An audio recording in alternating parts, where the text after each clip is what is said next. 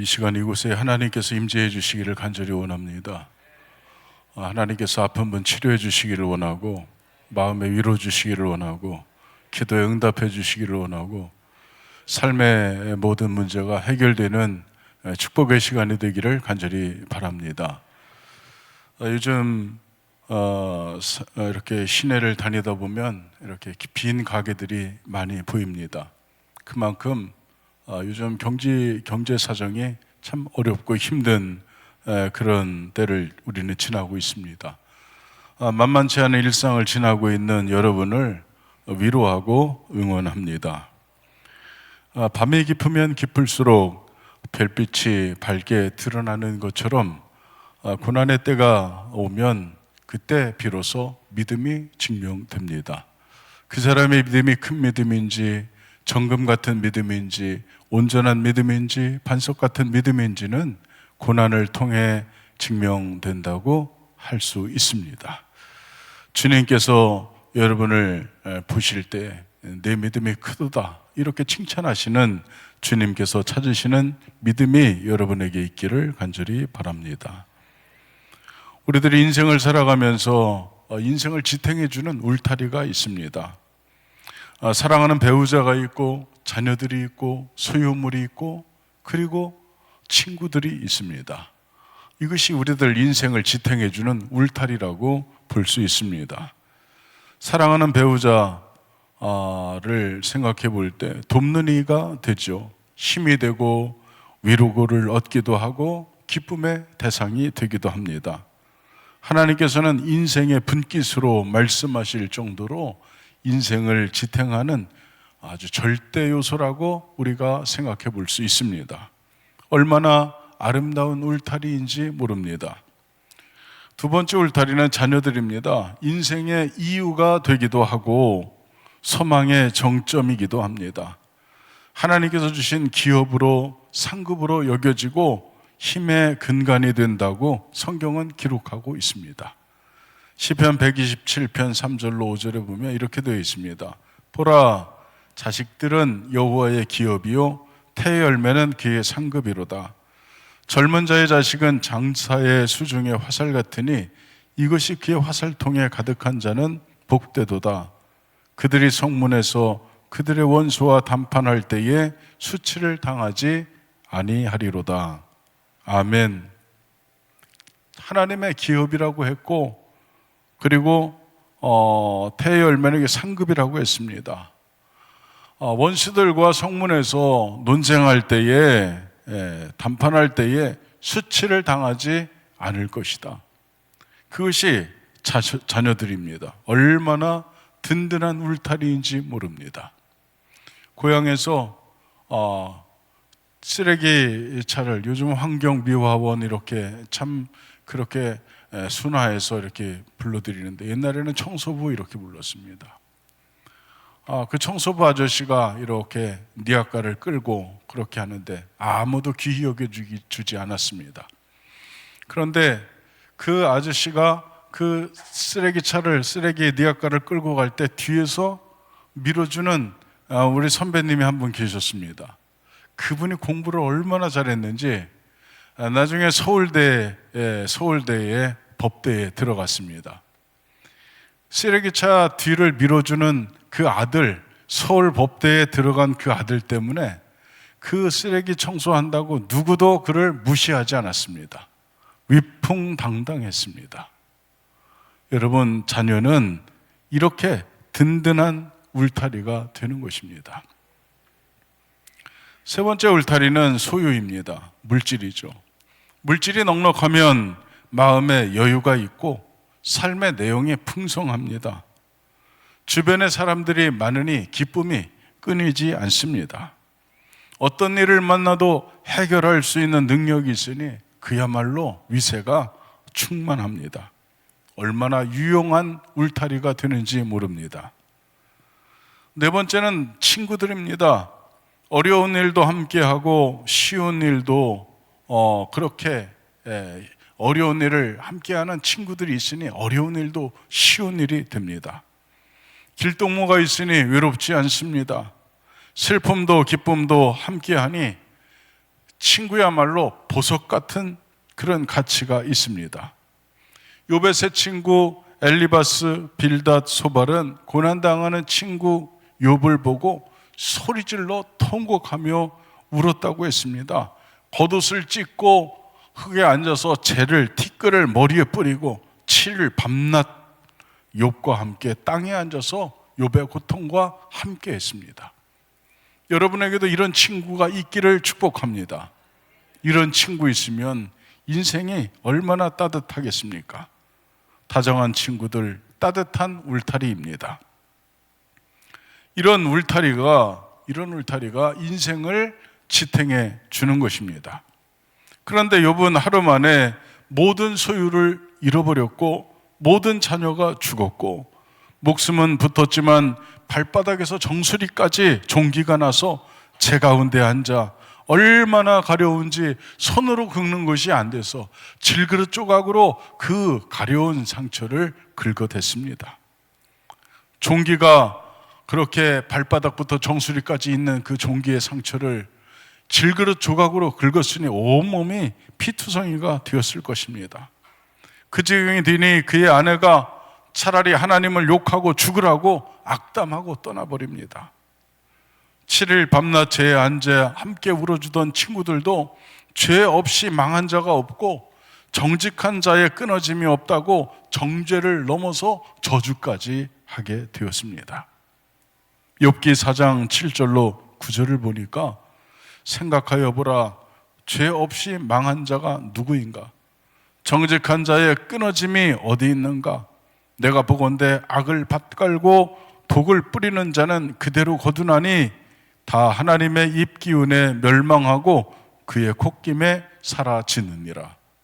욥, 내가 정직했다면, 내가 하나님 앞에 의로웠다면, 내가 죄를 짓지 않았다면 왜 이런 일이 너에게 일어났겠느냐? 그렇게 따뜻했던 친구들도 이제 욥을 정죄하고 저주하기에 이르렀습니다. 본문의 욥의 모든 울타리는 다 무너져 내렸습니다. 아름다운 울타리도, 든든한 울타리도, 유용한 울타리도, 따뜻한 울타리도 이제 그 어느 것 하나 남아있지 않고 다 무너져 내렸습니다.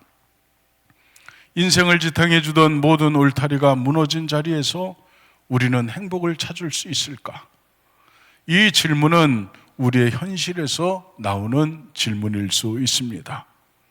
이 질문에 대한 답을 욥을 통해서 보고자 합니다.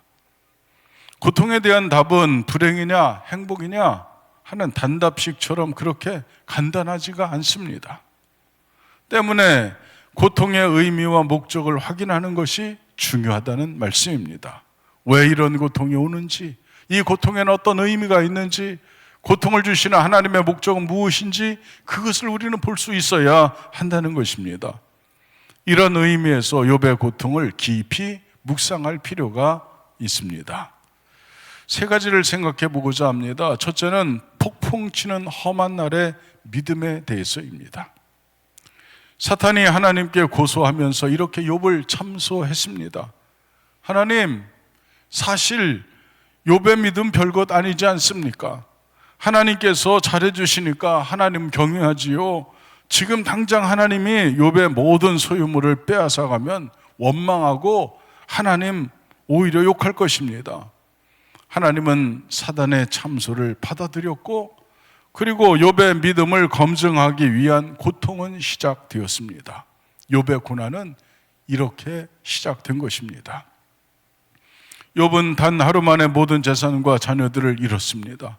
욥은 존경과 찬사를 한 몸에 받던 위치에서 지난 세월 동안 욥이 보인 의로움은 위선인 것으로 보여졌고 그가 저지른 죄의 결과로서 현재의 고난이 그에게 다가왔다고 생각한 이들이 비난을 퍼붓는 비참한 자리에 처박히게 되었습니다. 욥기 1장 1절에 보면 우수 땅의 욥이라 불리는 사람이 있었는데 그 사람은 온전하고 정직하여 하나님을 경외하며 악에서 떠난 자더라. 우수 땅에 욥이라는 사람이 있었는데 그 사람 온전했습니다. 정직했습니다. 하나님 경외했습니다. 모든 악에서 떠난 사람이었습니다. 사단이 참소할 정도로 욥은 온전한 삶을 살았습니다. 그는 온전했고 정직하고 하나님 경외하고 악에서 떠난 자였는데, 그런데 현재 왜 이런 일이 욥에게 일어나고 있는지 알지 못하는 친구들과 아내까지도 욥을 비판하고 교정하려고 했습니다. 욥 자신도 하나님 앞에서 의롭게 산 자신이었기 때문에 참으로 이해할 수 없는 상황을 만난 것입니다. 이런 연단의 시간을 여러분 만나 보셨을 것입니다. 따뜻하고 맑은 날의 믿음이 아니라 폭풍우 몰아치는 험한 날의 믿음입니다. 순풍의 돛담배와 같이 잔잔한 날의 믿음이 아니라 폭풍우가 몰아치는 풍랑이 거세게 일어나는 험한 날의 믿음입니다. 시련의 시기에도 믿음은 지속될 것인가? 나는 어떠한 고난이 온다 해도 믿음만은 포기하지 않을 것인가? 욥을 대하는, 고난을 대하는 믿는 자의 의문이 아닐 수 없습니다. 여러분은 고난이 온다고 해도 믿음을 포기하지 않을 것입니까? 3명만 아멘 했으니 나머지는 다 포기합니까? 고난의 자리에서 나는 믿음을 포기하지 않을 것인가? 여러분은 예수 믿고 계속 승승장구 축복만 받고 살아왔다고 말하는 분들을 아주 간혹 만나게 됩니다. 그러나 그것은 감사할 내용은 되겠지만 자랑거리는 아닙니다. 성경 어디에 인생의 굴곡이 전혀 없는 믿음의 사람이 있습니까? 모두 광야를 지난 사람들 뿐입니다. 아브라함, 이삭, 야곱, 다윗, 다니엘, 모세, 주님의 제자들, 밀라노 칙령 이전의 초대교회 모든 성도들 다 광야의 사람들이었습니다. 여러분이 만난 인생의 굴곡은 모두 저주받은 것일까요? 어쩌면 하나님의 지극한 사랑의 섭리의 과정이라고 생각은 해보셨습니까? 작품을 만들기 위해서 망치와 정을 들고 있는 예술가이신 하나님을 만난 사건이 고난입니다. 하나님은 여러분을 이리저리 깨뜨리시고 그리고 두드리고 부수고 그 결론은 가장 아름다운 조각품을 내놓는 것입니다. 이제 욥은 이런 시험대에 올려지게 된 것입니다. 시련의 시기에도 믿음은 지속될 것인가? 고난의 시기에도 믿음은 꽃을 피울 것인가? 이제 욥은 그것을 검증받게 된 것입니다. 물론 하나님은 특별한 경우를 제외하고는 일부러 고난을 주시지는 않습니다. 욥은 자신이 하나님 경외의 진실을 검증받기 위한 시련을 지금 받고 있습니다. 그러나 우리가 겪는 고난은 욥처럼 참담한 고난이 아닌 경우가 사실은 대부분입니다. 대개는 인간으로서 겪게 되는 필연적 고통들이라고 볼 수 있습니다. 생로병사, 희노애락, 인간으로서 이 땅에 사는 과정에서 부딪힐 수밖에 없는 과정들입니다. 여러분, 28 청춘이 몇 살인지 아십니까? 28 청춘이 16을 이야기합니다. 28이 16. 여성들이 16살 때가 제일 예쁘답니다. 그래서 28 청춘이라고 이야기합니다. 그런데 우리는 다 28 청춘이고 싶은데 그런데 세월은 속절없이 지나갑니다. 여러분은 이제 석양의 해처럼 뉘어뉘어 지나가는 그 황혼을 바라보는 그런 분들도 있습니다. 생로병사, 병들지 않는 사람이 어디 있습니까? 다 병들어서 결국은 죽게 되는 것입니다. 이 땅을 사는 과정에서 부딪힐 수밖에 없는 필수 과정들입니다. 단지 지금 바로 나에게 일어나고 있기 때문에 특별한 것처럼 느껴지지만 사실은 특별한 것이 아니라 일반적인 것입니다. 아멘. 그러니까 우리 인생이라고 하는 것은 다 일반적인 고난의 자리에 다 때가 되면 그곳에 가 있게 되는 것입니다. 요즘 암에 걸려서 고통당하는 형제 자매들을 많이 보게 됩니다. 현대인들에게 얼마나 만연되어 있는지 모릅니다. 교통사고, 화재, 범죄의 대상, 갑작스러운 자연재해 같은 사고는 언제나 닥쳐올 수 있는 것들입니다. 부도, 파산, 경제적 몰락, 이것도 경제활동을 하는 모든 이들에게 광범위하게 올 수 있는 그저 현상일 뿐입니다. 이런 모든 불행이 그리스도인이라고 비껴가거나 면제되는 것이 아닙니다. 그리스도인들도 암으로 죽고 신실한 믿음으로 살아가던 사람들도 사업을 경영하다가 그 사업이 부도를 당하기도 하고 파산을 만나기도 합니다. 그러나 이것을 잘 이해하지 못하면 믿음이 아주 천박해집니다. 이 땅에 있는 물질로만 믿음을 규정한다면 그 믿음은 천박하게 이를 데 없습니다. 물론 하나님의 보호는 끝이 없습니다. 그의 도움의 손길은 언제 어디서나 우리를 구원해 주시기에 충분합니다. 그러나 더 중요한 것은 우리 인간들이 이 땅에 발을 딛고 살면서 당하는 고통의 순간에 하나님이 주시는 힘으로 일어서는 것이고, 고난의 때에는 하나님에 대한 그 고난의 때에도 하나님에 대한 경외심을 잃지 않는 것, 이것이 참으로 중요한 것입니다. 다시 말해서 인생은 순전히 믿음의 문제입니다.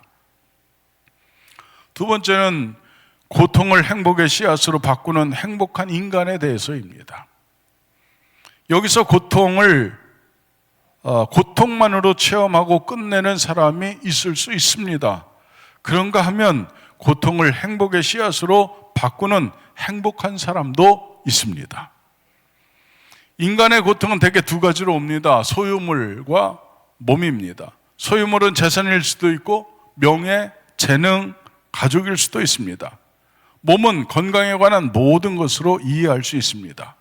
욥에게 찾아온 고난의 내용이기도 합니다. 대개 고통의 순간 인간은 불행을 느낍니다. 고통스러워, 나는 불행해, 이렇게 느끼긴 합니다. 고통이 오면 하나님 원망과 범죄의 충동에 빠지기도 합니다. 이럴 바에야, 이렇게 생각하기도 합니다. 그러나 믿음의 사람들은 고통을 통해서 겸손, 간절함, 자기 정화, 의지의 선용, 단련, 일생의 희망, 절대가치의 소망, 이것을 볼 수 있어야 합니다. 이런 관점에서 보면 참된 행복은 고통을 통해서 온다는 사실을 기억할 수 있기를 바랍니다. 아멘. 목마르지요?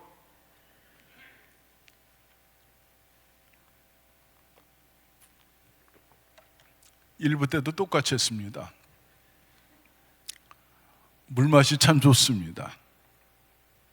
그런데 이 물맛하고 뜨거운 땡볕에서 땀 뻘뻘 흘리면서 일하고 난 다음에 마신 물하고 어느 게 더 맛있을까요? 1번, 2번. 교회에서 묻는 것은 다 뒤에가 맨 마지막 게 답이니까 2번이 답이죠.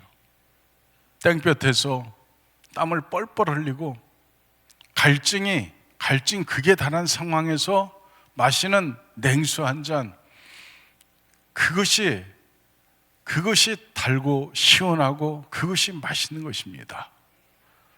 물맛 자체는 변함이 없습니다. 물맛은 똑같습니다. 그런데 그 앞에 어떤 과정이 있느냐가 중요한 것입니다. 고난이요, 행복을 정말 진하게 느끼게 하는 어떤 앞에 있는 선행적인 요소들이라고 여러분 한번 생각해 볼 수 있기를 바랍니다. 아멘. 여러분, 행복은요, 그렇게 느낄 수 있는 것입니다. 고난을 당하면 겸손해지는 경험을 하지 않겠습니까? 아멘. 어떤 사람은 말 막 합니다. 정말 교만하게 그리고 다른 사람 생각 조금도 안 하고 그냥 자기 하고 싶은 대로 말을 합니다. 그러나 고난 속에 있어 본 사람은 그 마음을 알고 그 자리를 알기 때문에 그 사람 상대편이 이 말을 들었을 때 어떻게 생각할까를 깊이 생각하며 말하게 됩니다. 겸손한 자의 말은 여간 부드럽지 않습니다. 다른 사람을 포근하게 하고 따뜻하게 만들어 줍니다. 그게 고난 당한 사람, 고난을 아는 사람이 말할 수 있는 그 입에서 나오는 말은 그렇게 부드럽고 따뜻합니다. 여러분, 그렇게 여러분도 주님의 은혜 안에서 겸손할 수 있기를 간절히 바랍니다. 내가 할 수 있는 것이 별로 없다는 것을 깨닫게 됩니다. 잠시 후의 일도 모르고 자연의 위대함과 위력 앞에서 인간의 노력이 별 소용없다는 것을 경험하게 됩니다. 그래서 한없이 겸손해지는 것입니다. 또 어려우면 간절해집니다. 모두가 기도하는 마음들입니다. 여러분도 기도하시기를 간절히 바랍니다. 하나님께 기도하면 응답이 잘 오지 않습니다. 대부분 침묵으로 일관하시는 아버지. 그래서 아버지께 기도하면 그렇게 속히 응답이 팍팍 왔으면 좋겠는데 그렇게 오지 않습니다. AI한테 물어보면 즉시 나옵니다. 얼마나 시원하게 대답하는지 모릅니다. 아주 서론, 본론, 결론, 문제점 정확하게 원인 분석까지 딱 나옵니다. 그냥 몇 초면 그냥 쫙 뜹니다. 여러분, 그래서 요즘 사람들은 누구에게 묻습니까? 하나님께 묻지 않고 인공지능 AI에게 묻습니다. 사람들은 다 요즘 그렇게 인공지능에게 묻고 있습니다. 그러나 여러분은 하나님께 기도할 수 있기를 축복합니다. 사람이 간절해지면 그때는 인생을 느끼는 때입니다. 폴 틸리는 고통의 깊이는 진실의 깊이로 향하는 유일한 문이다. 고통의 깊이는 진실의 깊이로 향하는 유일한 문이다. 이렇게 말했습니다.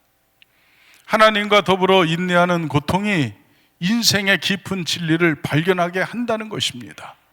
여러분이 인생의 깊은 진리를 발견하고 싶습니까? 하나님과 더불어 인내한 고통이 그 길로 인도한다는 말씀이 됩니다. 그리고 그는 하나님께서 우리를 깊은 물로 이끄시는 것은 물에 빠뜨리기 위함이 아니라 깨끗하게 하기 위함이라고 말했습니다.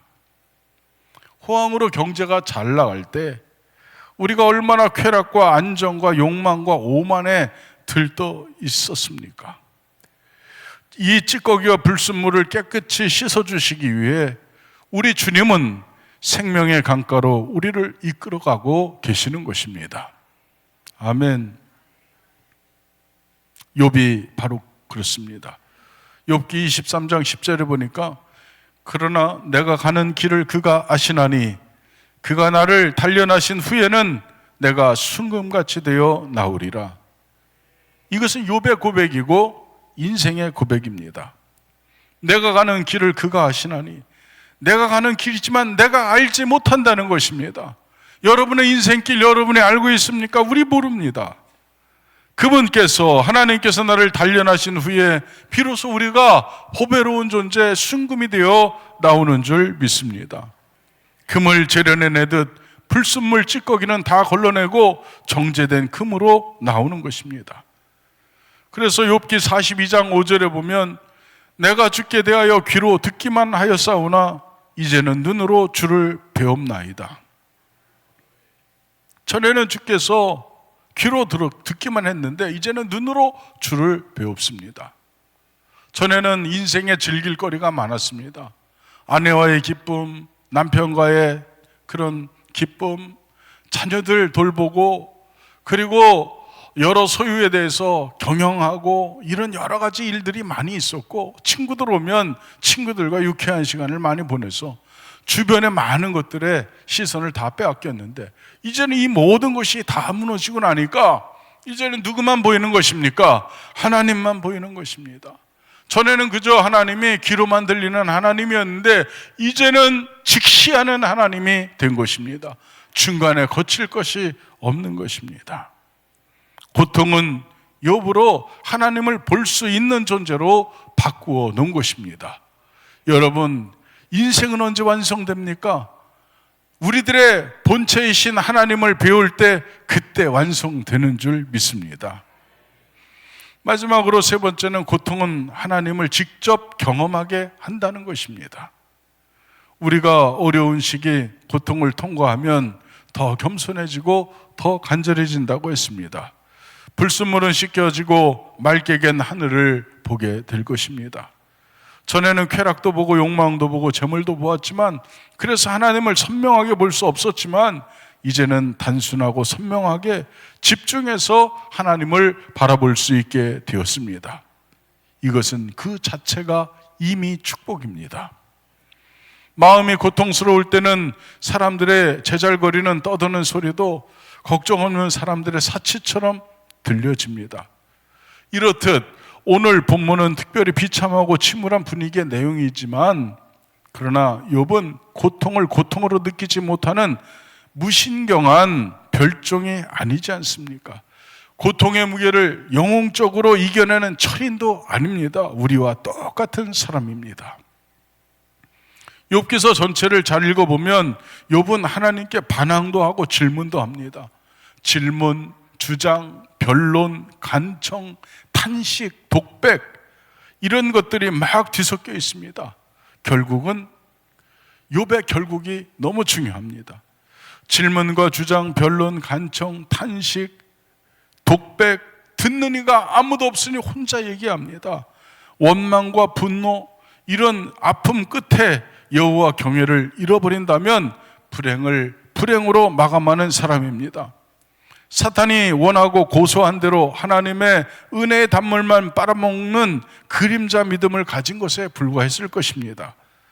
그러나 고통의 끝을 여호와 경외로 바꾼 사람은 참담한 고통에서 행복의 싹을 틔웁니다. 그 과정에서 그 결말이 삶을 더 빛나게 해주는 것입니다.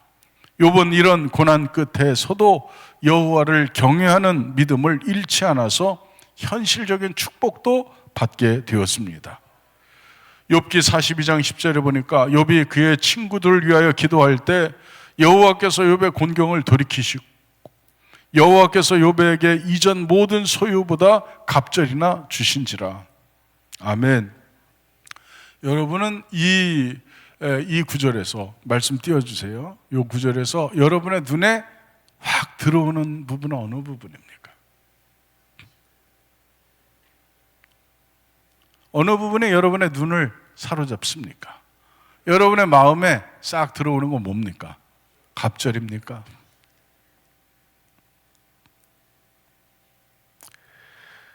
이 구절을 읽는 그리스도인들은 갑절에만 집중합니다. 대부분 그렇습니다. 이게 중요한 게 아닙니다. 믿음의 사람들의 관심은 욥이 마지막에 회복한 재산의 갑절에 있어서는 안 된다는 것입니다.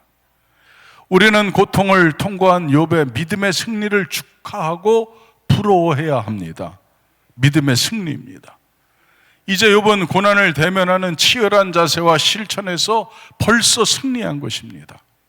행복은 여기 있습니다. 우리 그리스도인들도 세상에서 환난을 당할 것입니다. 인간으로서 당하는 생로병사, 희노애락, 사고와 불행, 재앙과 재난을 다 당할 것입니다. 그러나 욥처럼 고난을 믿음으로 이겨본 사람은 고통을 통과하는 방법을 알게 됩니다.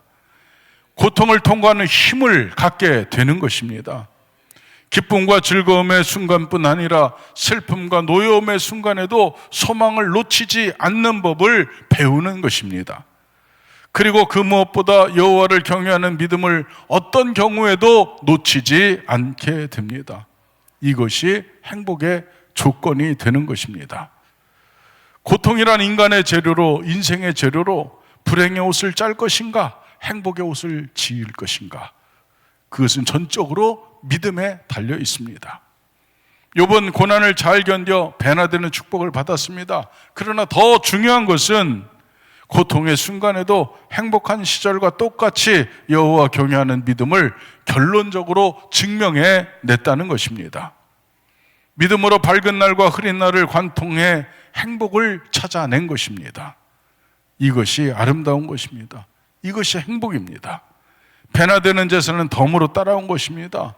자세가 바르면 풍요와 평화는 덤으로 따라오는 줄 믿습니다. 고통의 순간에도 의를 추구하고 믿음을 추구하고 하나님 나라를 추구하는 여호와 경외하는 믿음을 잃지 않는 것이 바로 무너진 울타리 안에서 행복을 찾는 비결이 될 것입니다. 여러분 모두가 그런 은혜가 여러분에게 있기를 간절히 축복합니다. 하나님의 창조의 동역자로 욥을 초청하시는 하나님이 욥기의 하나님이십니다.